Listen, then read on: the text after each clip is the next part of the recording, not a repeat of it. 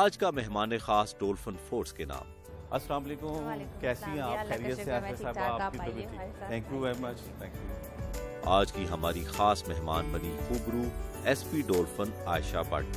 आयशा साहबा, ये बताइएगा कि आप पुलिस डिपार्टमेंट में किस तरह से आने का इत्तेफाक हुआ? इस महकमे को क्यों चॉइस किया आपने? जब मैंने CSS की अटैम्प्ट दी थी तब तक तो कोई ऐसा प्लान नहीं था माइंड में कि मुझे पुलिस सर्विस में ही जाना है। जब मैं रिटन क्वालिफाई कर गई और इंटरव्यू की तैयारी कर रही थी तो तब मैंने अपना माइंड बनाया कि मैं पुलिस सर्विस को ज्वाइन करूँगी। और वो माइंड बनाने के पीछे वो अपने भाई की सर्विस थी। भाई को देखती थी, भाई ASI थे, बाद में अब प्रमोट होकर एज ए सब इंस्पेक्टर काम कर रहे हैं, काफ़ी उन्होंने SHOशिप की, तो उनको देखती थी, मुझे बड़ा अच्छा लगता था। फिर मैं खुद को जज करना स्टार्ट किया कि मैं किस फील्ड में जाना चाहती हूँ। तो एंड पे यही डिसाइड किया कि मुझे पुलिस का ही शौक़ है और उसी में मैं जाना, पैशन है एक। तो फिर मैंने अपने CSS में जब मैं इंटरव्यू के लिए गई तो पैनलिस्ट जो थे, हमारे चेयरमैन थे, उन्होंने मुझसे क्वेश्चन किया था ये चीज़ कि आपकी जो पहली लिस्ट है जिस पे आपने प्रेफरेंसेस आपने लिखी हुई है उसमें फ़र्स्ट आपने किसी और ग्रुप को प्रेफर किया हुआ है, अब आपने जो लास्ट पेपर हमें सबमिट करवाया उसमें आपने प्रेफरेंस चेंज कर लिया।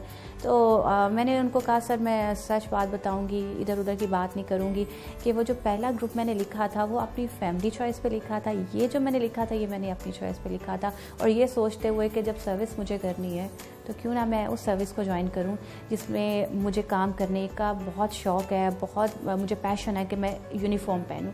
तो इस तरह से ये एक जर्नी स्टार्ट हो गई। अब कितनी सर्विस आपकी हो गई है और कैसा एक्सपीरियंस रहा? आपको क्या लगता है कि जो आपका फैसला था, भाई को देख के आपको शौक़ पैदा हुआ, तो वो ठीक रहा है, एक्सपीरियंस अच्छा है? मुझे 5 साल हो गए हैं इस सर्विस में, 5 years प्लस हो गए हैं, और उसमें सारा ट्रेनिंग पीरियड भी इंक्लूड कर लें आप। CSA में जो हमारी कॉमन ट्रेनिंग होती है, जो हमारी STP होती है इस्लामाबाद की, उसमें हमारी एलीट ट्रेनिंग, ड्यूटीशिप, तमाम अरसा ऐड करके तो 5 years प्लस जा रहे हैं। तो अब तक मैं इतना अरसा पुलिस में गुजारने के बाद और फील्ड में काम करने के बाद मुझे लगता है कि मैंने जो डिसीजन लिया था वो बिल्कुल ठीक लिया था। अगर मैं इस डिसीजन के अलावा किसी और ग्रुप में जाती तो मे बी कि मैं परफॉर्म न कर पाती, क्योंकि आप परफॉर्म तभी कर पाते हो जब वो चीज़ें आपके दिल के करीब होती हैं, जब आपका उसमें शौक़ होता है, आप उसके बारे में सोचते हो, जब आपको काम करने का मौका मिलता है। मैं काम करती हूँ, मैं ऑफिस में भी काम करती हूँ, मैं फील्ड में भी निकलती हूँ, तो अब मैं ये बड़ी खुशी से कहती हूँ कि मेरा डिसीजन बिल्कुल ठीक था कि मैं पुलिस सर्विस में आई। अच्छा, जब आप इस फील्ड में आई तो उसके बाद आपकी शादी हुई तो उसका भी इंतखाब, शोहर का इंतखाब भी जो है एक पुलिस ऑफिसर के तौर पर हुआ, वो कैसा हुस्न इत्तेफाक था?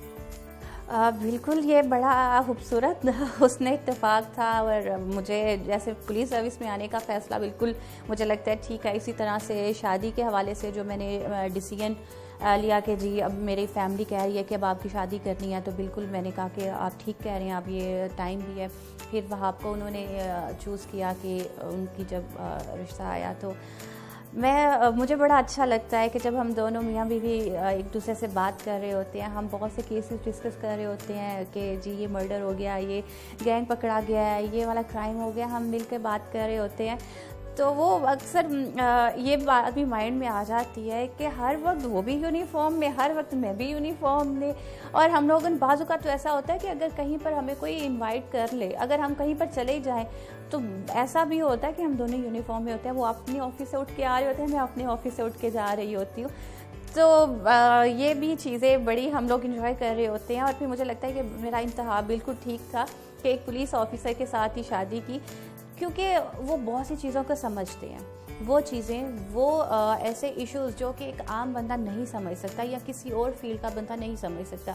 मुझे रात को 1 बजे भी ड्यूटी पर जाना है, नाइट पेट्रोलिंग जब होगी मुझे रात बाहर गुजारनी है, मुझे रोड्स पर वो सारी ड्यूटीज़ चेक करनी है। अब ये बंदा एक आम बंदा नहीं समझ सकता।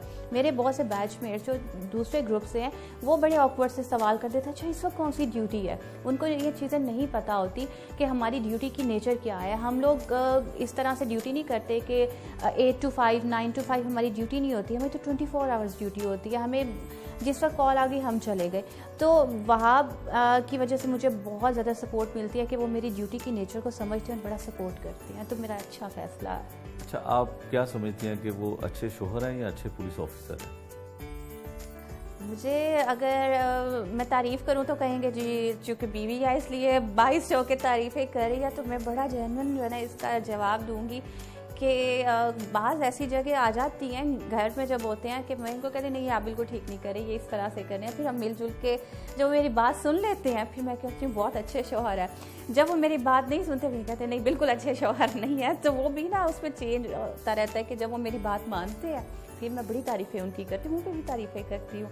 लेकिन पुलिस ऑफिसर वो माशाल्लाह से बहुत अच्छे ऑफिसर हैं, वो किसी भी केस में मुझसे राय ज़रूर लेते हैं लेकिन बात नहीं मानते। वो कहते हैं नहीं जो ये मेरिट पर है ना, अगर कभी हो ना कि अच्छा भाभी भी देख ले वो भी देख ले, वो बात सुनेंगे लेकिन एंड पे डिसीजन वो लेंगे जो मेरिट पर होता है, वो उसमें बिल्कुल भी कॉम्प्रोमाइज़ नहीं करते। अच्छा, पुलिस फोर्स एक डिसिप्लिन फोर्स है, तो इसमें सीनियर जूनियर को जो है वो एक सलूट करना पड़ता है, तो आप सीनियर हैं या वहाब साहब सीनियर हैं, तो सलूट कौन करता है एक दूसरे को कि दोनों नहीं करते? ये बहुत इंटरेस्टिंग क्वेश्चन है और आप फर्स्ट टाइम मुझसे ये क्वेश्चन किया गया और मुझे फिर आप घर की बातें मैं फिर आपसे ज़रूर शेयर करती हूँ। हम दोनों बैचमेट्स हैं और सीनियर जूनियर वाला ऐसा कोई हमारा इशू नहीं है।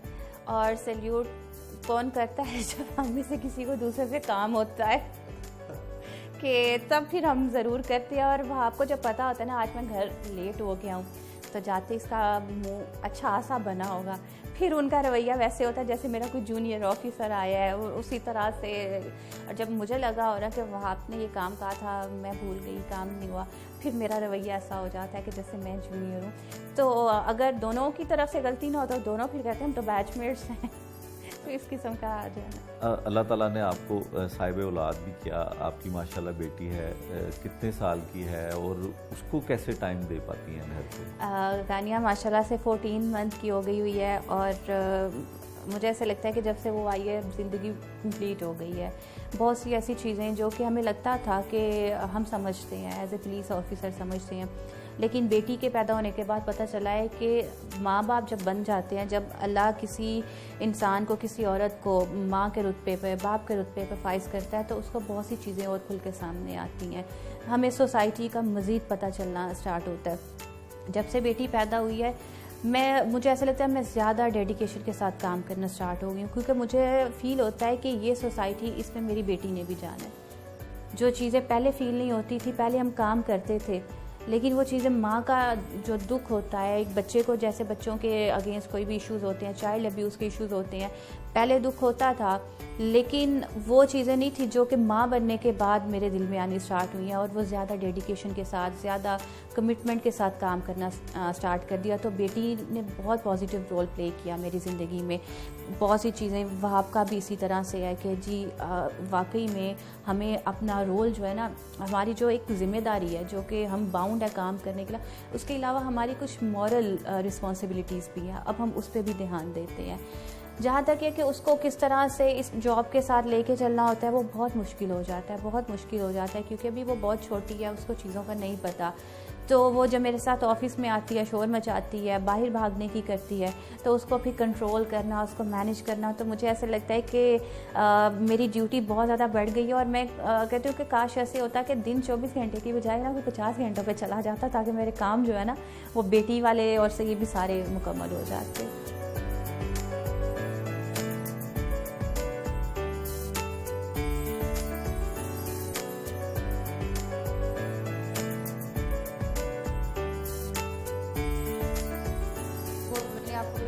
हमने उसको केस स्टडी बना लिया, क्योंकि अगर हम एक गलती करते हैं, अगर उसको रिपीट करते जाते हैं तो इसका मतलब है हम काम पे फोकस ही नहीं कर रहे। हाँ। अगर हम उसको इम्प्रूव कर लेते हैं, उस पर हम सीखते हैं, तो इट मीन्स के हम वाकई हमें एहसास है इस चीज़ का कि ये काम ठीक नहीं हुआ, उस पर हमने वर्किंग को इम्प्रूव करना है।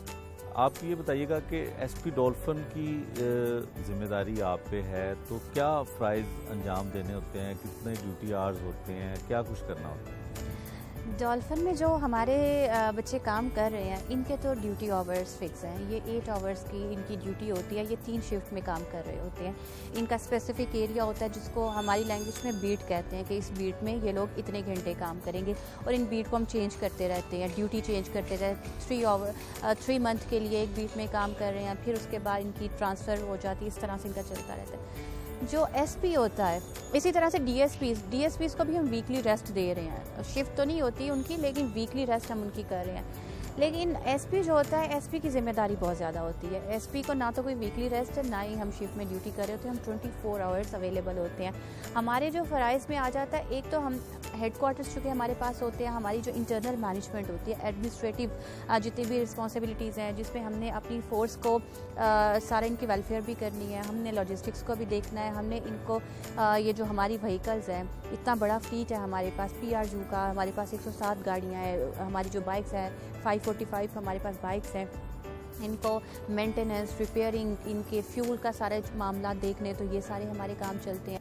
फिर हमने जो अपनी नफरी आउट करनी होती है, उस चीज़ों को हमने मैनेज करना होता है। फिर हमने नफरी को ब्रीफ करना, उनकी SOP के बारे में उनको जो है ना टाइम उनको रिपीटेडली बताते रहना कि जी आपकी SOP क्या है, उनकी काउंसलिंग करते रहना, उनके रिफ्रेशर कोर्सेज करवाना, उनकी ट्रेनिंग सेशंस करवाते रहना।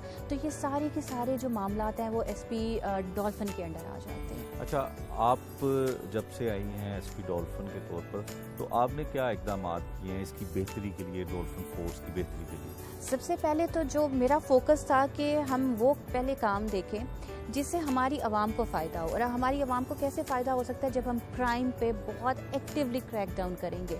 और क्राइम के लिए फिर मैंने ये चीज़ें फील की कि हमें कोऑर्डिनेशन करके एक दूसरे से मिल के काम करना चाहिए। तो लिहाजा हमने फिर SP जो डिविजनल SPs हैं उनके साथ हमने क्राइम के हवाले से मीटिंग्स की, हम लोगों ने SHOs के साथ मीटिंग की, हम अपने प्रपोजल बना के, हमें CCPO साहब की तरफ से डायरेक्शन तो आ चुकी थी DIG हेडक्वार्टर्स की जानिब से कि आप लोग मिल के काम करें। ये डिफरेंट विंग्स नहीं है कि जी ये डॉल्फिन ने अलग काम नहीं करना, इन्वेस्टिगेशन अलग नहीं है, हम सब एक हैं। हम लाहौर पुलिस के लिए काम करें, हम अपनी आवाम के लिए काम कर रहे हैं। तो सबसे बड़ा जो अब तक इनिशिएटिव मैंने यहाँ पर आके लिया वो यही था कि हम लोगों ने डिवीजन्स के साथ ऑन बोर्ड हुए, हम लोगों ने यहीं पर बैठ के मीटिंग्स की, हम लोगों ने नई बीट्स बनाई, हम लोगों ने टीमें निकाली कि जो बहुत अच्छा परफॉर्म करती हैं उनको किन एरियाज़ में लगाना है, जिनकी परफॉर्मेंस थोड़ी सी एवरेज है उनको किस तरह से हमने मोटिवेट करना है, किस तरह से उनकी परफॉर्मेंस बेहतर बनानी है और उनको किन इलाकों में हमने पोस्ट करना है। ये सारी हमने चीज़ें देखी।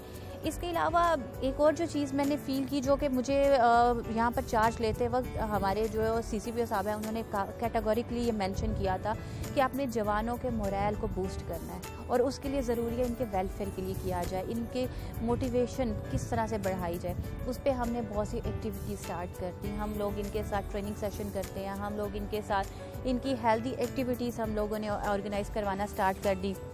हम लोगों ने यहाँ पर एक रैली निकाली साइकिलिंग के हवाले से, हम लोगों ने वो हेल्थी एक्टिविटी है वो हम लोग लेके गए, इन लोगों को साइकिल्स चलाए, फिर हम लोग इनकी स्पोर्ट्स एक्टिविटीज़ करवाते रहते हैं। इसके अलावा हम इनके मीडिया हैंडलिंग सेशन करवाते रहते हैं कि मीडिया को देख के आपने पैनिक नहीं होना, आपने इंटरेक्ट कैसे करना है अगर आपको कोई ऐसी सिचुएशन बन जाती है, आपने किस तरह से, अगर कोई सिचुएशन कोई मॉब आ जाता है, कोई आप लोगों का काम तो नहीं है लेकिन हम फील्ड में निकलते हैं तो कुछ भी एक्सपेक्ट कर सकते हैं ना, तो किस तरह से चीज़ों को हैंडल करना है। तो हमने इनकी कैपेसिटी बिल्डिंग कोर्सेज करवाने स्टार्ट कर दिए।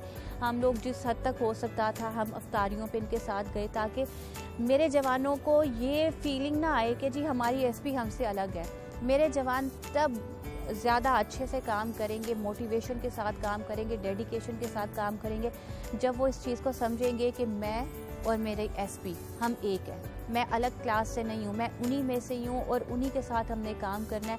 इस चीज़ को हमने प्रमोट करने के लिए, अपने जवानों में हौसला पैदा करने के लिए हम लोग इनके साथ गए, इनके साथ अफ्तारियाँ की, हम लोग इनके साथ होते हैं ताकि मेरे कोई जवान ये ना कह सके कि जी हमारा कमांडर तो हमारे साथ नहीं होता। तो इनकी वेलफेयर के लिए हम लोगों ने काम करना स्टार्ट किया। फिर जो है क्राइम के हवाले से तो अब तक ये हमने इनिशिएटिव लिया है। इसके अलावा हम बाइक्स पे हमारे CCPO साहब और DIG साहब ने बड़ा हमें इस चीज़ पे फोकस किया हुआ है कि हमारी जो बाइक्स हैं, क्योंकि हमारा काम पेट्रोलिंग है, तो पेट्रोलिंग तब तक नहीं हो सकती जब तक हम बाइक पे फोकस नहीं करेंगे। बाइक्स का हमने भी रिपेयरिंग, मेंटेनेंस सब हम इनकी वीकली जो है ना इनकी इंस्पेक्शन करते हैं। तो ये अब तक हमें। अच्छा, एक खातून को पुलिस ऑफिसर के तौर पे काम करने में कोई किसी किस्म की भी कोई मुश्किल का सामना करना पड़ता है? अगर फ्रेंकली स्पीकिंग अगर पुलिस की वर्किंग की बात की जाए तो यहाँ पर मेल फीमेल सभी को जो है ना वो बड़ा टफ टाइम मिलता है।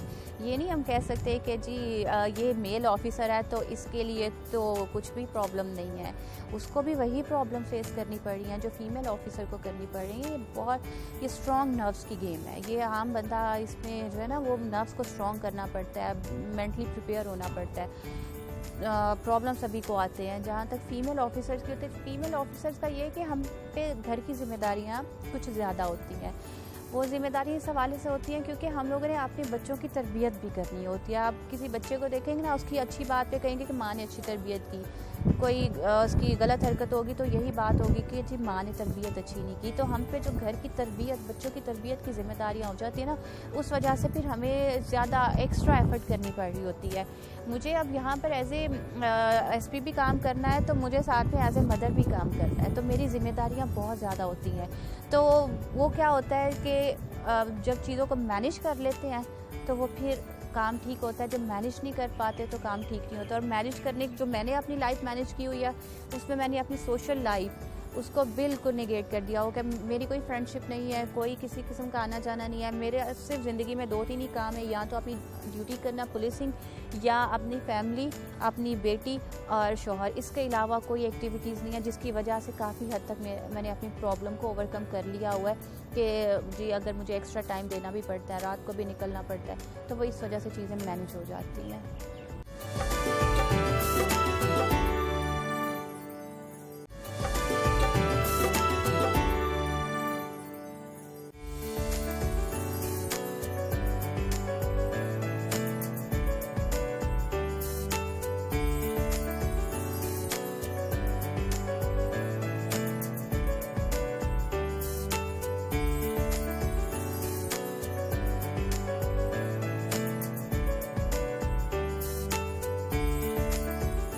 उनसे मिलने डॉल्फिन हेडक्वार्टर पहुंचे,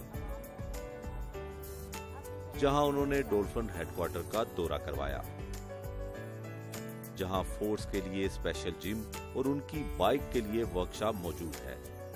ये जिम जो है ना किसी भी फोर्स के लिए बहुत अहम होता है, क्योंकि जिम आप ये नहीं कि सिर्फ स्मार्ट होने के लिए आते हो, ये हेल्थ के लिए साथ साथ मेंटल हेल्थ के लिए भी बहुत ज़रूरी होता है। ये हमने अपने जवानों के लिए मैंडेटरी किया हुआ है। कुछ अरसे से ये बंद था कोरोना की वजह से, अदरवाइज़ तो हमारे जवान इसको रेगुलर आके यूज़ करते हैं। कुछ जवान तो वैसे ही बहुत शौकीन होते हैं, वो आते हैं यहाँ पर।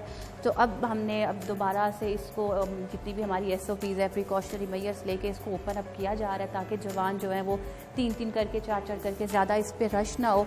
उसके बाद प्रॉपरली इसको सैनिटाइज़ किया जाता है। फिर जो नेक्स्ट पे कोई अगर किसी ने आना हो तो ये जो है ना एक बहुत अच्छा जिम, यहाँ पर फैसिलिटीज़ आप देख सकते हैं कि सारी चीज़ें यहाँ पर मौजूद है। कीजिएगा मशीन को, आप ज़रा थोड़ा सा हमें करके दिखाएं थोड़ा सा ना।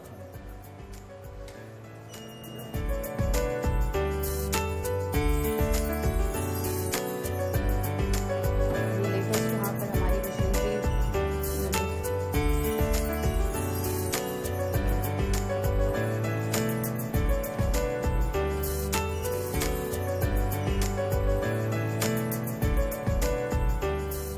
बड़ा शौक है जिम का। मैं अच्छा। लेकिन कोरोना की वजह से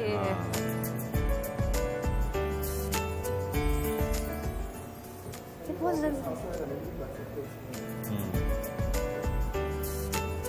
ये मेंटली एक्टिव रहने के लिए ये बहुत ज़रूरी होता है। और जब बंदा इन एक्टिविटीज़ पे खुद को इंगेज कर लेता है ना, तो वो नेगेटिविटी से बहुत दूर रहता है। मुझे ऐसा लगता है कि हम जितना वर्कआउट करते हैं हमारे अंदर से वो पसीना ही नहीं निकलता, वो नेगेटिविटी भी निकल जाती है।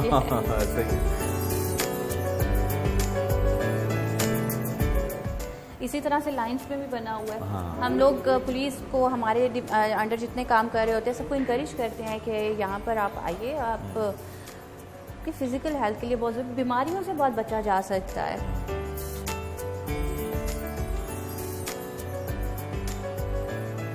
काफ़ी बाइक्स का काम करवाया जब मैं आई थी यहाँ पर, और हमारी PR जो की 30 गाड़ियाँ जो है ना ऑफ रोड थी। अब वो अल्लाह का शुक्र है कि वो तादाद हमारी कभी 7 पे होती है तो कभी 8 पे होती है। तो इस पे जितनी वर्किंग कर रहे होते हैं, इस पे मैंने ये किया है कि अगर कोई गाड़ी का काम आता है, कोई बाइक का काम आता है, उस पर बाकायदा मैं इंक्वायरी करती हूँ, उसकी हिस्ट्री शीट ली कि जी पिछली बार काम कब हुआ था, उसका लाइफ कितनी है, ये जो भी इसमें चीज़ें डली हैं अब ये किसकी गलती की वजह से हुआ है। तो वो प्रॉपरली जब हम इन चीज़ों को खुद मॉनिटर जब करें ना, तो फिर हमारे जो लड़के ड्राइव कर रहे होते हैं, जो बाइक राइड कर रहे हैं, गाड़ी ड्राइव कर रहे हैं, वो बड़ा केयरफुल हो जाते हैं कि जी ये हमने अब बड़ी एहतियात से करना है। क्योंकि मैं इनको कहती हूँ कि ये जो चीज़ें हैं ना, इनको वैसे ही यूज़ करो जैसे हम अपने घर की गाड़ी को, बाइक को यूज़ करते हैं। जब हम ये समझना शुरू करें सरकार की चीज़ें हैं, तो फिर हम केयर नहीं कर पाते। हम केयर तभी करते हैं जब हम इनको समझते हैं कि ये हमारी अपनी चीज़ें। अच्छा, ये वर्कशॉप है तो ये भी सुनने में हमें आता था कि अक्सर गाड़ियाँ जो हैं वो आपकी मतलब मोटर बाइक्स जो हैं वो ख़राब हो जाती हैं और उनकी मेंटेनेंस प्रॉपरली नहीं हो पा रही है और कई मोटर बाइक्स जो हैं वो खटारा होके खड़ी हुई हैं। अच्छा, इसमें मैं आपको पहले बता दूं कि हमारी फ्लीट में इस वक्त 545 बाइक्स हैं और जो कि हमारी PRU की गाड़ी है 107 गाड़ी है। तो इस वक्त हमारी जो डॉल्फिन की बाइक्स ऑफ रोड हुई हैं, जो कि तकरीबन 40 के करीब तादाद है, जो कि हमारी पूरी लाहौर से आ गए। तो इतनी बड़ी तादाद में जब बाइक्स चलती हैं या गाड़ियाँ चलती हैं तो कोई ना कोई छोटा मोटा टेक्निकल इशू आ जाता है, कोई एक्सीडेंट का हो। जैसे अभी आप ये देखते हैं कि कोई मेजर एक्सीडेंट हुए होते हैं, वो गाड़ियाँ फिर जब हिट होती हैं तो वो फिर आती हैं, ऑफ रोड होती हैं। तो इसके अलावा जो छोटे मोटे काम चलते रहते हैं। अब तो मैंने MT का इतना काम देखा कि मुझे भी पता चल गया डिस्क पैड कब चेंज हो रहा है, ऑयल फिल्टर, ये सब चीज़ों का पता चलना स्टार्ट हो गया। तो मेंटेनेंस पे अब हमने बड़ा इस पर स्ट्रिक्ट पॉलिसी बना ली हुई है कि अगर कोई गाड़ी, मुझे कोई बाइक आपकी बिला वजह ऑफ रोड नहीं चाहिए। जिसका कोई बड़ा मेजर काम है, कोई मेजर एक्सीडेंट हो गया, तो उसको हम 4 दिन लग रहे हैं, 10 दिन लग रहे हैं, 15 दिन लग रहे हैं, चलो उस समझ आती है। बाकियों के लिए बिल्कुल ज़ीरो हमने टॉलरेंस स्टार्ट की हुई है कि जी हमें अपनी बाइक को ऑफ रोड नहीं चाहिए। उसको फुली मेंटेनेंस उसकी हो रही है, रिपेयरिंग का जो काम होता है उस पर हमने क्या किया हुआ, एक कमेटी बना दी हुई है कि सबसे पहले तो ये हम देखते हैं कि ये जो बाइक का इशू बना है ये किस वजह से बना। उसकी हिस्ट्री शीट हम देखते हैं कि हिस्ट्री शीट लास्ट टाइम कब काम हुआ था, उसका लाइफ कितनी थी, अब ये जल्दी काम क्यों हो गया है या किसकी वजह थी, रिस्पॉन्सिबिलिटी प्रॉपर फिक्स की जाती है।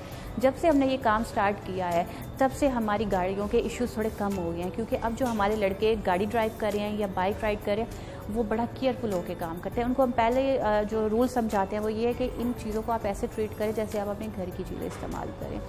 दूसरा, अगर रिपेयरिंग का आपने ये देख लिया, फैसिलिटीज़ हमारे पास मौजूद हैं, लड़के हमारे अपने यहाँ पर काम कर रहे हैं, तो काम चल रहा है। अब चूँकि ये एक मशीन है, मशीन जब चलेगी उसमें कोई ना कोई प्रॉब्लम भी होती है, ऑफ रोड भी होती है, ठीक होती है, वापस ऑन रोड भी हो जाती है। और जहाँ तक है कुछ आपने कहा कि कुछ बिल्कुल ही नकारा हो गई हुई हैं, कुछ एक हैं हमारी ऐसी बाइक्स जो कि अभी इस हालत में नहीं है, उसके लिए हमने डिमांड लिख के भेजी हुई है कि हमारी इतनी स्ट्रेंथ है और मौजूद इस वक्त हमारे पास बाइक्स इतनी हैं, गाड़ियाँ इतनी हैं, तो हमें इतनी फर्दर रिक्वायर्ड है। तो वो उसके लिए हमने लेटर मूव कर दिया है और होपफुली कि वो हमें चीज़ें भी मिल जाएंगी।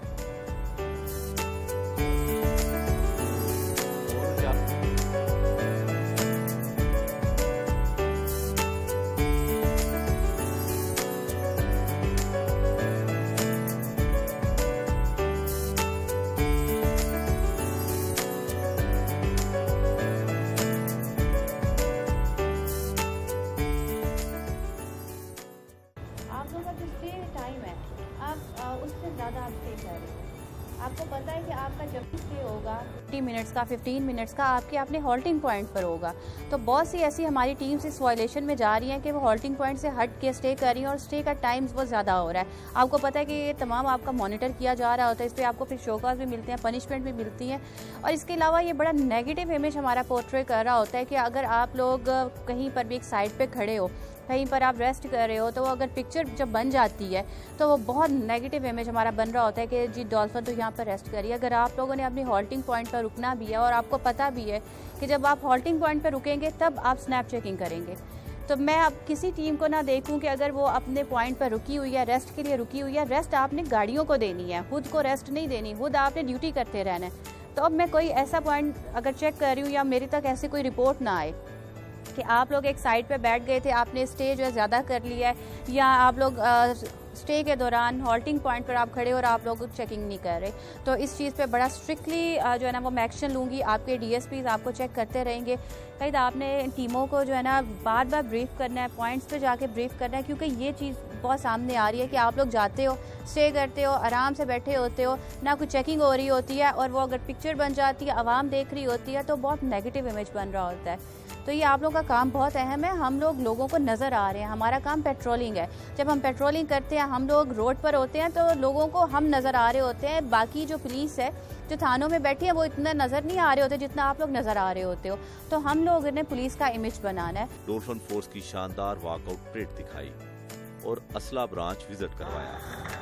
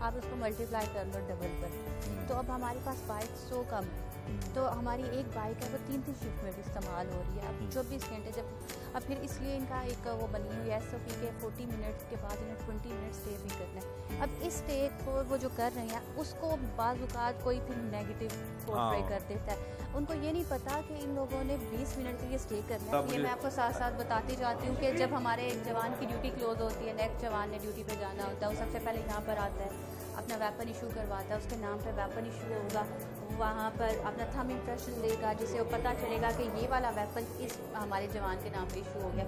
इसे वेपन लेना है, चेक करना है, NSP करनी है और उसके बाद इसे ड्यूटी पर रवाना होना है। जब ये ड्यूटी ख़त्म करके आएगा फिर वापस अपना वेपन जमा करवाएगा, क्योंकि ये जो ऑफिशियल वेपन होता है ये अलाउ नहीं किया जाता कि घर लेके जाना। ये इन्होंने जितना वेपन लेके गए हैं, बुलेट जितने लेके गए हैं, सारी की सारी रिकॉर्ड में होता है कि ये वेपन इस बंदे को इशू किया गया, फिर वो वापस भी करके जाते हैं। ये रोज़ाना की बुनियाद पर हर शिफ्ट में ये होता है। तो ये कोरोना की वजह से अब हमने वेपन सैनिटाइज भी करते हैं। जब ये वेपन ये वापस जमा करवाते हैं तो उनको प्रॉपर्ली साफ़ किया जाता है, फिर कोर्ट में रखा जाता है, फिर वो वेपन दोबारा से इशू किया जाता है, क्योंकि ये भी एक बहुत बड़ा रिस्क होता है कि जर्म जो है ये वायरस इस तरह से भी स्प्रेड कर सकता है। तो हमने इस पर भी बहुत ज़्यादा फोकस किया होता है कि हर एक हम प्रॉपर्ली अपनी बाइक्स को भी सैनिटाइज़ कर रहे होते हैं, उसको भी धो रहे होते हैं, ताकि जब नई इशू कर रहे हैं तो वो हम प्रॉपर्ली सैनिटाइज़ किए। इसी तरह से हमारी ये रूटीन चलती जाएगी। ये लोग इस तरह खड़े होते हैं, टीम्स ने आके, अब ये देखें कोई आके वेपन इशू करवा रहा है तो कोई वापस जमा करवा रहा है।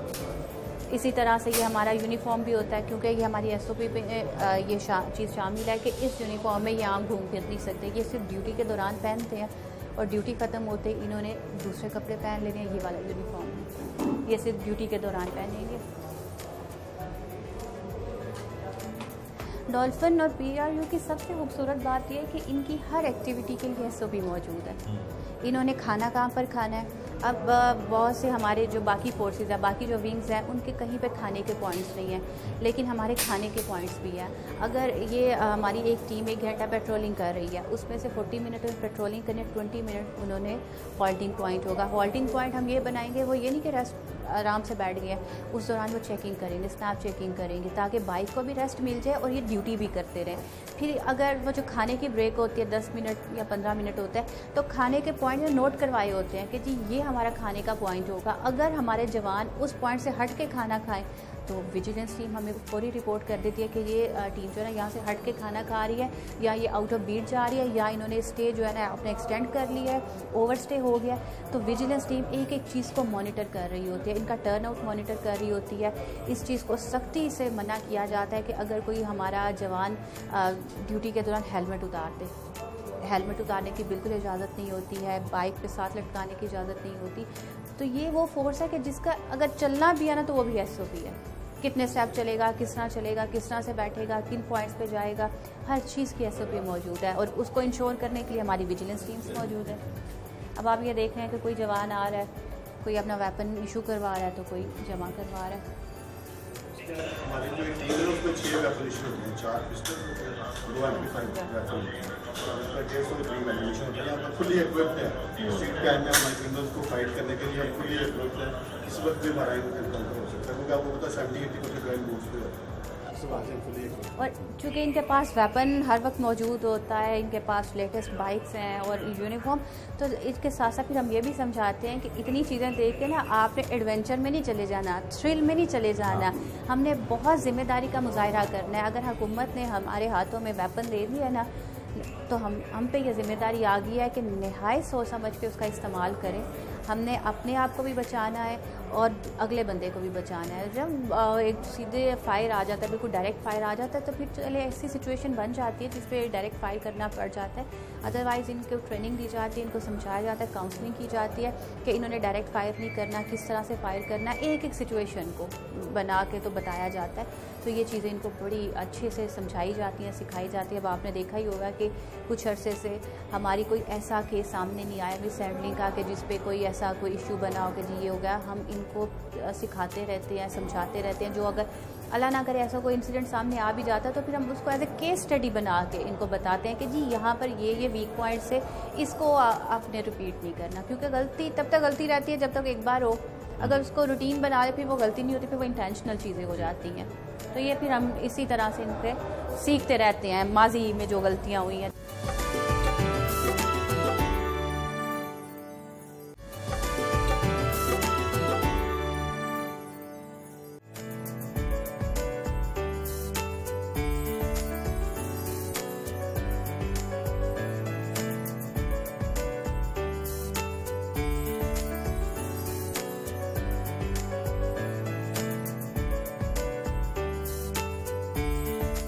ड्यूटी पर मौजूद अहलकारों की कारकर्दगी देखने के लिए दौरा पर गईं।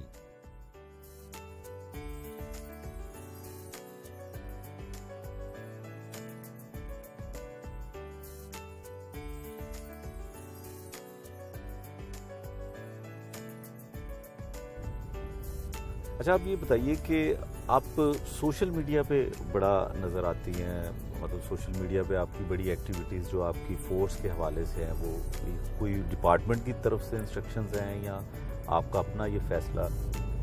अब आप ये देखें कि हमारा ये सोशल मीडिया का ही दौर बन गया हुआ है। बहुत से लोग सोशल मीडिया पे मौजूद है। आप ये देखेंगे कि बहुत से ऐसे इश्यूज होते हैं जिसकी 15 की कॉल नहीं होती, लेकिन सोशल मीडिया पे उसकी पोस्ट मौजूद होती है और हमें बहुत सी चीज़ों का वहीं से पता चल रहा होता है। तो ये जब चीज़ें देखी तो तब मैंने भी ये डिसाइड किया कि हमें भी सोशल मीडिया पे एक्टिव होना चाहिए। कुछ हमारी अपनी भी लाहौर पुलिस के पेजेस, हमारे अकाउंट्स बने हुए हैं। इसके अलावा हमारी पंजाब पुलिस के पेजेस भी हैं, तो वहाँ पर अपनी हम लोग एक्टिविटीज़ को शेयर करते हैं ताकि आवाम को पता चले। हमारी बहुत सी चीज़ें होती है वो आवाम तक नहीं पहुँचती, या आवाम की बहुत सी ऐसी शिकायत होती है वो हम तक डायरेक्ट नहीं पहुँचती। तो ये सोशल मीडिया एक ऐसा मीडियम है कि जिससे हम फौरी जो है ना वो एक दूसरे से कांटेक्ट में आ जाते हैं, क्योंकि हमारा मकसद ये होता है आवाम की डायरेक्ट एक्सेस।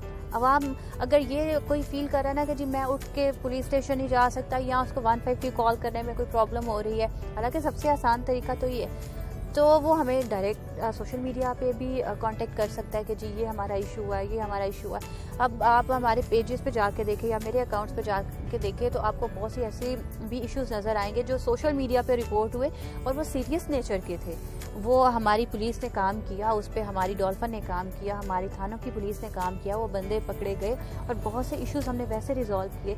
तो जो सोशल मीडिया हमें बहुत हेल्प आउट कर रहा है हमारी एक ओपिनियन बनाने में, अवाम में पुलिस की एक ओपिनियन बनाने में, एक रिस्पेक्ट गेन करने में। जब हम मीडिया के साथ डायरेक्टली इंटरेक्ट करते हैं तो वो आवाम को पता चलता है कि हमारी पुलिस काम क्या कर रही है। उनकी जो एक परसेप्शन बन गई हुई थी पुलिस के हवाले से, उसको चेंज करने में हमें बहुत हेल्प मिल रही है मीडिया से। अच्छा, जो डॉल्फिन फोर्स है या पीरू फोर्स है, इसको स्ट्रीट क्राइम के लिए बनाया गया, मकसद इसका था, लेकिन लाहौर में हमने देखा कि स्ट्रीट क्राइम उस हद तक ख़त्म नहीं हुआ जैसा इस फोर्स को बनाने के बाद होना चाहिए था। उसकी क्या वजह है? कोई खामी या कमी रह गई है फोर्स में कहीं? जब हम क्राइम की बात करते हैं ना, तो हम कुछ एक चीज़ों को उस पर फोकस नहीं करते, उसको हम इग्नोर कर देते हैं, हालांकि वह बहुत ज़रूरी एलिमेंट होते हैं। और वो फैक्टर कौन से है? आप नंबर 1 हम देखेंगे कि पॉपुलेशन रेट क्या बढ़ा है, क्योंकि हमारी आप फोर्स की स्ट्रेंथ को देखें और पॉपुलेशन को देखें तो आपको अंदाज़ा हो जाएगा कि पॉपुलेशन तो बढ़ रही है लेकिन हमारी स्ट्रेंथ उतनी की उतनी ही है। इसी तरह से आप देखें तो हमारी जो माइग्रेशन बहुत ज़्यादा बढ़ गई हुई है, लोग बहुत बड़ी तादाद में माइग्रेट करके इधर आ रहे हैं। आप ये देखेंगे हॉस्टल्स की तादाद में कितना इजाफा होता जा रहा है, तो वो आप जब देखें ना नंबरिंग पर आए तो इंसानों की तादाद बढ़ती जा रही है सोसाइटी में, लेकिन उनके जो क्राइम को कंट्रोल करने वाली फोर्स की तादाद वहीं की वहीं है। फिर जब ऐसी सिचुएशन में हम क्राइम रेट देखते हैं ना, तो वो मुझे लगता है कि वो जस्टिस नहीं होगा पुलिस के साथ कि जी आप देखें ना ये इतना क्राइम था, अब इतना हो गया, अब इतना हो गया। हमें दूसरी साइड पे पॉपुलेशन को भी देखना चाहिए। एक तो ये फैक्टर हमें ज़रूर इस पे फोकस करना चाहिए। दूसरी ये कि अगर आपने ये क्वेश्चन किया कि जी डॉल्फिन के आने के बाद स्ट्रीट क्राइम में कितना, डॉल्फिन के आने के बाद स्ट्रीट क्राइम में बहुत फ़र्क आया। आप ये देखें हम हर वीकली अपनी परफॉर्मेंस भी शेयर करते हैं जिसमें हम बाकायदा लोगों की पिक्चर्स होती हैं, उनसे जो चीज़ें रिकवर की जाती हैं वो शेयर करते हैं। आप ये सोचिए कि अगर आप 1 दिन के लिए 2 दिन के लिए डॉल्फिन को बिल्कुल क्लोज कर लें, आप पुलिस को क्लोज कर लें, क्या आप सोच सकते हैं कि आप बगैर किसी खौफ के, बगैर किसी परेशानी के आप रोड के ऊपर निकल सकते हैं? सब पॉसिबल ही नहीं है। तो इनकी परफॉर्मेंस हो रही है, बस क्या होता है कि कभी 19-20 का फ़र्क आता है, कभी क्राइम थोड़ा सा बढ़ जाता है, कभी कंट्रोल हो जाता है, कभी कम हो जाता है। अब ये रमज़ान गुजरा है, रमज़ान में अब सबको पता था कि लॉकडाउन की वजह से लोगों के फाइनेंशियल इश्यूज़ बहुत बढ़े। फिर उसके बाद रमज़ान आ गया, चीज़ों की कीमतें बढ़ गई, लोगों को ऑलरेडी उनके पास पैसे नहीं थे, फिर महंगाई बहुत ज़्यादा हो गई, तो वो क्राइम का हमें था कि क्राइम जो है ना वो बढ़ेगा। स्टार्ट में हुआ भी, फिर उस पर हमने सारी डिवीजन्स के साथ बैठे हैं, हम लोगों ने अपनी पेट्रोलिंग प्लान को रीऑर्गेनाइज़ किया है। हमने अपनी जो टीम जो थी उनकी हमने सारी चेंजिंग की कि किस टीम को हमने कहाँ पर करना है, एरिया के हिसाब से, क्राइम के हिसाब से। तो अल्लाह का शुक्र है कि काफ़ी हद तक हमने कंट्रोल कर लिया। तो ये क्राइम जो है कभी ऊपर हो जाता है, कभी कंट्रोल हो जाता है, तो ये इसके साथ साथ चलता है। अच्छा, हमने देखा कि डॉल्फिन और पीरू जो है वो वेपन, जो ओपन वेपन लेके लोग घूमते हैं उनको पकड़ते हैं, तो इसके लिए कोई सेफ सिटी से आपको मदद मिलती है? वो कितनी हेल्पफुल है सेफ सिटी, और उसको करने का तरीका कार क्या होता है कि थानों की मुदाखलत डॉल्फिन के काम में जो है वो ख़त्म हो जाती है? अच्छा, इसमें एक तो यह है कि जो वेपन लेके लोग फिर रहे होते हैं, इसमें हमारी क्या तरीकाकार होता है कि हम लोगों ने ना अपनी परफॉर्मेंस रखी हुई है। हम अपने जवानों को इस चीज़ के भी मार्क्स देते हैं कि ये जो वेपन पकड़ते हैं, वेपन पकड़ने के क्या तरीकाकार होता है। जब ये मशकूक अफराद सस्पिशियस पर्सन को देते हैं, उनको ये रोकते हैं, उनकी चेकिंग करते हैं, तो वो जो फिजिकली चेकिंग की जाती है उसमें वेपन हो तो वो पता चल जाता है, तो वो वेपन रिकवर करके थानों को उसी वक्त हैंड ओवर कर देते हैं कि, और साथ ही हमें इतला दे दी जाती है। सेफ सिटी हमें कहाँ बताती है? सेफ सिटी हमें बताती है कि एक तो 15 की कॉल वहाँ से जनरेट होकर आती है, दूसरा ये जो फेक नंबर प्लेट्स वाला होता है ना, इसमें सेफ सिटी हमारी डायरेक्ट हेल्प करती है। वहाँ से कॉल हमें डिस्पैच कर दी जाती है कि जी फलां जगह पर एक गाड़ी खड़ी है जिसकी फेक नंबर प्लेट है या बगैर नंबर प्लेट के, जो गाड़ी उनके कैमरेज मॉनिटर कर लेना, या वो जिसको देख लें कि जी कैप्चर हो जाए कि जी वहाँ पर ये गाड़ी का। तो वो वेपन में ऐसा हमारा नहीं होता कि जी वो बंदे वेपन लेके जा रहे हैं। गाड़ियों को पकड़ने में, फेक गाड़ियों को पकड़ने में, फेक नंबर प्लेट्स, उसमें हमारी हेल्प करते हैं। और दूसरा क्वेश्चन वो आपका थाने से रिलेटेड था, तो जैसे ही हम लोग, हमारा काम इस तरह से होता है क्योंकि हमारी SOP होती है, हम लोगों ने वेपन पकड़ा, हम लोगों ने काइट फ्लाइंग में लोगों को पकड़ा, हम लोगों ने चोर डकैत पकड़े, तो ये एक हमारी तरीकाकार होता है कि हम उसी वक्त कॉल दे देते हैं वो जो कंसर्न पुलिस स्टेशन होता है, ताकि वहाँ से लोग आके उसको ले जाएं। लेकिन बाज़ का तो होता है कि चूँकि थानों में 1-2 गाड़ियाँ होती हैं, उनका वर्कलोड बहुत ज़्यादा होता है, तो अगर गाड़ी लेट हो तो फिर ये लोग फिर उनको थाने में हैंड ओवर करके उसके हवाले करते हैं, वो रपट लिखी जाती है, वो फिर हमें भी इन्फॉर्म कर देते हैं कि आप ये इस टीम ने ये कारकर्दगी की है, ये बंदे हमारे हैंड ओवर किए, तो वो फिर बाकी की जो कार्रवाई होती है वो थाने की होती है, उसमें फिर हमारा कोई रोल नहीं होता। अच्छा, जो आपके जवान हैं जब वो अच्छा काम करते हैं तो आप उनको गालबन CC3 उसको कहते हैं, वो आपकी जानिब से दिया जाता है, तो आपको बेहतर कारकर्दगी पे कभी एप्रिसिएशन या ऐसा सर्टिफिकेट कभी मिला? मेरी अब तक यहाँ पे मौजूदगी ही इस बात की जो है ना वो प्रूव है कि सीनियर की तरफ से ये जो ट्रस्ट किया जाता है, या ये जो एक ऑफिसर को उसकी पोस्ट पर जो रखा जाता है वही एप्रिसिएशन होती है। अगर काम ठीक नहीं होगा तो वो हटा देंगे। अगर मैं पिछले 4 महीनों से यहाँ पर काम कर रही हूँ तो इसका मतलब है कि सीनियर खुश हैं और काम ठीक हो रहा है। तो एक तो ये इसमें आ जाता है एप्रिसिएशन में। दूसरा हमें मुझे सीनियर्स की जानिब से कॉल आती है, मैसेज भी आता है। मैं CCPO साहब का एक बताऊं कि मेरी एक टीम ने काम किया, एक ऑनर किलिंग का कोई वाकया था तो मौके पे उन्होंने पकड़ लिया लोगों को। तो तकरीबन रात को 12:30 का टाइम था। CCPO साहब ने वो पिक्चर और वो न्यूज़ थी वो भेज के शाबाश दी कि आप लोगों ने बड़ा अच्छा काम किया। फिर मैंने DIG साहब को एक दिन कॉल की कि सर हमने ये बड़ा एक्साइटेड थी, सर हमने ये काम किया। शाबाश, बहुत अच्छा काम किया है आपने। तो मौके पर फौरी जो है ना वो शाबाश भी मिल जाती है। तो वही बहुत बड़ी एप्रिसिएशन होती है। और वो जो CC3 मैं फिर आगे से ये काम टीम्स का होता है। मैं इस पे आप बड़े खुले दिल के साथ इस चीज़ को एडमिट करती हूँ कि ठीक है मैं इनकी कमांडर हूँ, मैं SP हूँ, वो सारा काम मेरे खाते में आ रहा है, अच्छा काम भी बुरा काम भी। लेकिन जब तक ये मेरे जवान काम नहीं करते ना तो मेरी भी कोई तारीफ़ नहीं। ये मेरा जवान सड़क पे काम करता है तो मुझे CCP ऑफिस से तारीफ़ मिलती है। तो ये सारे का सारा क्रेडिट जो है ना मेरी इन टीम्स को जाता है कि जो बड़ी मेहनत के साथ दिन रात मेहनत काम कर रही है। कोरोना की वजह से काफ़ी डिपार्टमेंट आपका मुतासिर हुआ है, बहुत सारे मुलाजमीन आपके कोरोना के पेशेंट निकले। तो आपने इसके लिए क्या इक़दाम किए हैं? खुद कैसे बचती हैं, अपने लोगों को कैसे बचाने की तरगीब देती हैं? कोरोना जब से स्टार्ट हुआ है तब से हम लोगों ने इन लोगों का मैंडेटरी, एक तो आपने देखा होगा कि मास्क इनके ऑलरेडी यूनिफॉर्म का एक हिस्सा था, तो हमने इनको सर्जिकल मास्क जो कि हमें लाइन से प्रोवाइड किए गए वो हमने इनको दिए। हमने सैनिटाइज़र, हर टीम को सैनिटाइज़र दिए जाते हैं। और ये नहीं कि वन टाइम नहीं होता, हम उनको जब इनके यूज़ हो जाते हैं फिर हम उनको रिफ़िल कर देते हैं बॉटल्स को। हमारी स्टॉक में बड़ी तादाद में ये चीज़ें पड़ी हुई हैं।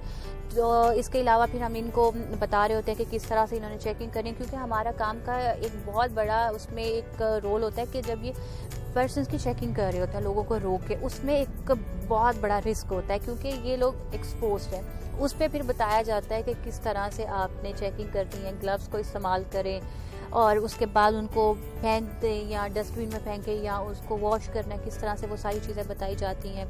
इसके अलावा पानी का इस्तेमाल, गर्म पानी, जो हमने सुनी हुई हैं चीज़ें कोरोना से बचने के लिए। फिर अगर किसी को कोई ज़रा सी सिम्टम्स आ रही होती हैं उसी वक्त हम उनके टेस्ट के लिए भेजते हैं, उनको होम आइसोलेशन में भेज देते हैं। अगर किसी का पॉजिटिव आ रहा है उसको फिर भिजवा देते हैं। फिर उस पर CCPO की साहब की जानिब से हमें उनके लिए पैसे भी आए थे, जो हमारे लोग इन्फेक्ट हुए उनकी फैमिलीज़ को हमने ईद पे पैसे भी भिजवाए थे, राशन भी आया। तो हम लोग एज ए फोर्स काम तो कर रहे हैं, लेकिन कोरोना की वजह से हम लोग बाकी ऑफिस की तरह ना तो हम अपने ऑफिस बंद कर सकते हैं, ना ही हम लोग घरों में बैठ सकते हैं। काम तो हमें यही पे करना है। तो हम लोग जितनी कोशिश कर सकते हैं इससे बचें तो वो कोशिश करते हैं। जहाँ तक मेरी खुद की बात है तो मास्क इस्तेमाल करते हैं, लेकिन अक्सर मैं फिर उतारती थी। अच्छा, पुलिस के बारे में एक इमेज लोगों का कोई अच्छा इतना नहीं होता कि ये पैसे लेते हैं, रिश्वत लेते हैं, रिश्वत का बाजार गर्म रहता है इस डिपार्टमेंट में। तो आपका इस बारे में क्या ख्याल है, या आपको कभी ऐसी पेशकश हुई है पैसों की? ये जो लास्ट वाला क्वेश्चन है कि पैसों की पेशकश हुई है, इस पे मैं नाम तो नहीं लूँगी। और बिल्कुल ऐसा हुआ था, ऐसा एक बार हुआ था। और मतलब ऐसे कहा गया कि जी ये नहीं कि हम आपको पैसे दे रहे हैं। वो किस तरह से बात हुई, और वो कोई थर्ड पर्सन आया था ऑफिस में और मेरे रीडर को कहा उसने कि अच्छा एक ये काम है तो उस पे ना बस आप लोग खामोशी इख्तियार कर लें, तो बाकी हम आपका भी ख्याल रखेंगे। मतलब इतनी सी बात हुई। तो मैंने इसको कहा कि जी खामोशी इख्तियार करनी होती तो हम लोग अपने घरों में ना बैठे होते, हम इधर काम करने आए हैं। तो यार हमने अपना काम किया जैसे भी था। अब मुझे नहीं पता था ये चीज़ ऊपर भी रिपोर्ट हो रही थी। तो मेरे उस वक्त के जो थे सीनियर, उनको बात का पता, मैंने उसी वक्त रिपोर्ट नहीं किया, मैंने खुद नहीं बताया। मुझे ऐसा लगा कि अगर मैं बताऊंगी तो वो ये जी अपनी तारीफ़ें कर रही है, मैंने इनकार कर दिया वो। तो कुछ दिन के बाद एक क्राइम मीटिंग थी, उस क्राइम मीटिंग में बैठे तो मुझे ना उन्होंने रिवॉर्ड किया, तो मुझे बड़ा अच्छा लगा। लेकिन समझ नहीं आई कि ये अब रिवॉर्ड क्या किया, अभी हमने कोई काम तो अभी मैंने इस महीने कोई ऐसा नहीं किया। तो फिर जब मुझे एहसास हुआ ना, फिर मैं सर को बताया सर ये इस तरह से हुआ था, तो हंसने लगे, कहते मुझे पता है। तो वो बिल्कुल ऐसा हुआ था। लेकिन हौसला होना चाहिए, दिल मजबूत होना चाहिए। पैसा आनी जानी चीज़ होती है, इज़्ज़त कमानी चाहिए, इज़्ज़त नहीं मिलती है, सदियां लग जाती हैं, ख़ानदानों के ख़ानदान इस चीज़ में तबाह हो जाते हैं, सिर्फ इज़्ज़त बनाने के चक्कर में इज़्ज़त नहीं मिलती है, तो पैसा आता जाता है। इज़्ज़त पे ध्यान देना चाहिए, अल्लाह की ज़ात है वो हमारा ख्याल रखने में, मैं इस चीज़ पे यकीन रखती हूँ। आप एक पुलिस ऑफिसर होने के साथ साथ एक खातून भी हैं, तो आपका भी दिल चाहता होगा कि आपके पास अच्छी ज्वेलरी हो, अच्छे कपड़े हों, तो फिर वो ख्वाहिशात अपनी सैलरी से पूरी करती हैं या मियाँ साहब की सैलरी से? ये तो उसका फ़र्ज़ है कि अपनी सारी सैलरी जो है ना हर महीने मुझे ला के दे और फिर मैं जो मर्ज़ी करूँ। तो ये बिल्कुल उसके पैसों से पूरा होता है, अपने पैसे मैं बिल्कुल खर्च नहीं करती। और वो अक्सर बोलते हैं इस बात पे कि अपनी सैलरी में से करो ना, तो मैं कहती हूँ आपकी सैलरी पे भी तो मेरा ही हक है ना, और किसको जाके पैसे देने हैं। तो बिल्कुल ये शौक, लेकिन वक्त के साथ साथ शौक अब कम होता जा रहा है, अब इतना नहीं होता। फिर यही होता है कि इतने पैसे जो है वो इन चीज़ों पे लगा दिए हैं, या इतने महंगे कपड़े ले लिए हैं, पहनने तो इतने जाते कोई नहीं, आ जाके यही तो यूनिफॉर्म पहनना होता है, तो फिर मैं ज़्यादा पैसे लगाती कोई नहीं हूँ इन चीज़ों पर, ज्वेलरी पर हो गया, कपड़ों पर हो गया। और वैसे एक और चीज़ है कि मैं खुद बड़ा हैरान होती हूँ कि मुझ में ये आदत कहाँ से आ गई। जब मैं अपनी अलमारी में बहुत ज़्यादा महंगे कपड़े या बहुत ज़्यादा देखती हूँ ना, तो मुझे शर्मिंदगी इस चीज़ की होती है कि ये सब क्या है, क्या मतलब ये इन चीज़ों से किसी दूसरे की हेल्प की जा सकती थी क्या? ज़रूरी है कि जब तक मैं कोई 20 महंगे कपड़े ना ले लूँ मेरा गुजारा नहीं होगा? 2-4 कपड़ों से भी तो हो सकता है ना, 2-4 सूट ले लिया वो भी चल जाएंगे। अगर यही बंदा किसी ज़रूरी काम पे लगा ले, किसी की हेल्प कर दे, तो वो ज़्यादा अच्छा रहता। तो ये पता नहीं मुझे क्यों ऐसे फील, मैं एक दफ़ा आपसे ही बात करी कि मुझे बड़ा फील होता है और बाज़ों का तो शर्मिंदगी होने लग जाती है। तो खैर उससे मैं इग्नोर करती फिर ये बात कि ये बातें ही ना सुनाओ मुझे, लेकिन मुझे इस चीज़ का बहुत फील होता है कि, लेकिन शौक इतना नहीं है। हम जैसे अब निकले हैं, आप मेरा ख्याल चेक करेंगी डॉल्फिन वालों को, तो क्या इनको मोटिवेट क्या किया जाता है जब आप इस तरह का विजिट करती हैं ऑन रोड पे? एक तो जब मैं इनको ड्यूटी चेक करती हूँ, एक तो सबसे पहले इनको इस चीज़ का बताना होता है कि आप ये ना समझो कि आप हेडक्वार्टर से निकल आए तो सीनियर की नज़रों से ओझल हो गए, हमने आपको आपके पॉइंट्स पे ही चेक करना है ताकि वो अपनी बीट में ही पेट्रोलिंग करें। एक तो ये चीज़ हमें इंश्योर करनी होती है कि इधर उधर नहीं हो। और दूसरा फिर जब इनको ब्रीफिंग दी जाती है तो उनको एक तो उनकी SOP की याद दहानी करवाई जाती है कि आपकी SOP क्या है। हमारी SOP बिल्कुल भी नहीं है कि अगर कोई 2 लोग झगड़ा कर रहे हैं तो हम उनको रोक के तो किसी एक पार्टी की साइड लेते हुए तो सुलह करवाने की कोशिश करें। हमारा क्या काम है, हमने उन लोगों को रोकना है दोनों को, और साथ ही हमने वहाँ की जो कंसर्न पुलिस स्टेशन है उनको कॉल करनी है। हमने किसी में पार्टी नहीं बनना, हमने रेड के लिए किसी के घर में नहीं घुसना है। हम लोगों ने सस्पिशियस जो लोग हैं उनको रोक के हमने उनको चेकिंग करनी है। तो उनको SOP और साथ में उनको बताया जाता है कि आपका एक बहुत बड़ा फ़र्ज़ है कम्युनिटी पुलिसिंग। अगर आप रोड पर ड्यूटी कर रहे हो और आप किसी को तकलीफ़ में देख रहे हो, किसी को प्रॉब्लम में देख रहे हो, तो आपका फ़र्ज़ बनता है कि आप उसकी हेल्प करो, जिस हद तक हो सकता है उसकी हेल्प करो। ये चीज़ें उनको हम बार बार याद करवाते रहते हैं कि पब्लिक के साथ मिसबिहेव नहीं करना, आपने नाम ख़राब नहीं करना है, आपने वेपन का इस्तेमाल बिल्कुल बगैर सोचे समझे नहीं करना, किसी की ज़िंदगी को रिस्क में नहीं डालना। तो ये चीज़ें फिर इसके अलावा जो हमें टास्किंग हुई होती है कि अब हमने क्रैक डाउन करना है एंटी काइट फ्लाइंग पर, हम उस पे इनको ब्रीफिंग करते हैं। अगर हमारा कोई क्रैक डाउन स्टार्ट हुआ है, जैसे अभी वो टिंटेड ये जो ग्लास है इस पे, उसका हम इनको बताते हैं। फिर 1 व्हीलिंग का जब स्टार्ट होता है फिर 1 व्हीलिंग का बताते हैं। वो टास्क वो अलग से ब्रीफिंग करते हैं और इनकी जो एक वैसे रूटीन की SOPs होती हैं उसकी इनको ब्रीफिंग दी जाती है।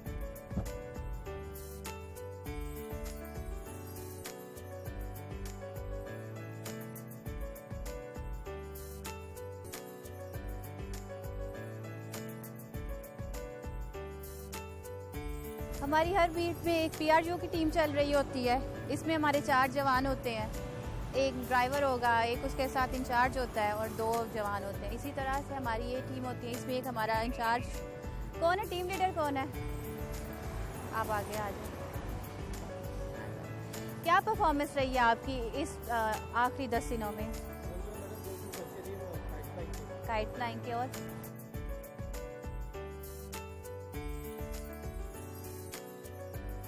आपकी बीट में स्नैचिंग नहीं हुई, और आपने स्नैचर कितने हैं अभी तक? वैसे आपकी क्या कारकर्दगी रही है डेकॉइट्स पे, चोरों पर डेकॉइट्स पे क्या आपकी रही है कारकर्दगी?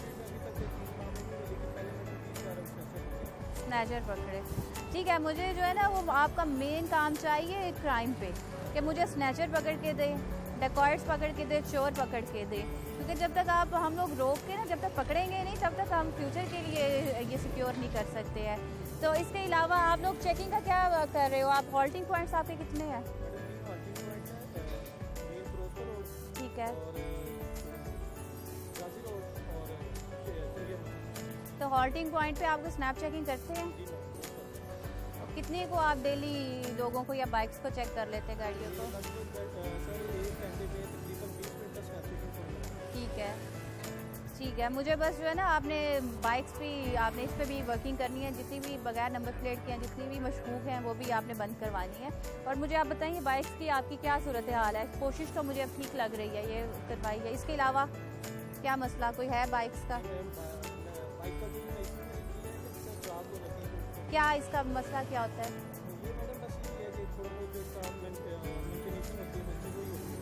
इंजन ठीक है, टायर वगैरह ठीक हो गया। और आप लोगों की ये लाइट का ये नोट करें, ये AMTO से कहें कि किसी बाइक का भी लाइट का इशू ना हो। ठीक होगा, चलो।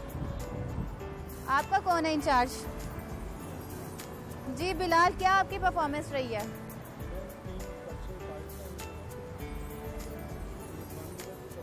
ठीक है,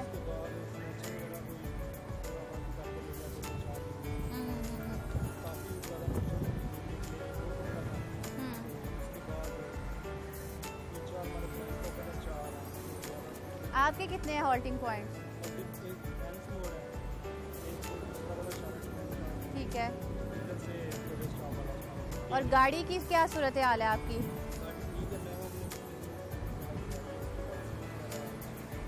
अच्छा, आपने खुद करवाई थी? ठीक, बिल्कुल।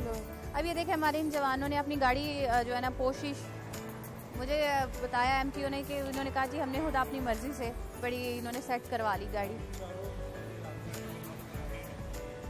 हाँ, और इनका नोट भी करें, इनको हमने रिवॉर्ड भी करना है, इन्होंने काम भी अच्छा किया। बस सही, आप लोगों ने ना, मुझे क्राइम पे काम चाहिए, स्नैचर्स पकड़ के दे, वन व्हीलिंग पे काम करें, एंटी काइट लाइन पे बंदों को आप चेक करें जो मशकूक हैं। चलो ठीक है, करें ड्यूटी। इनसे जब आगे मिलते हैं, बड़ा इनको हौसला मिलता, खुश होते हैं कि जी सिर्फ हम ही ड्यूटी नहीं कर रहे, हमारे ASP भी हमारे साथ साथ ही हैं।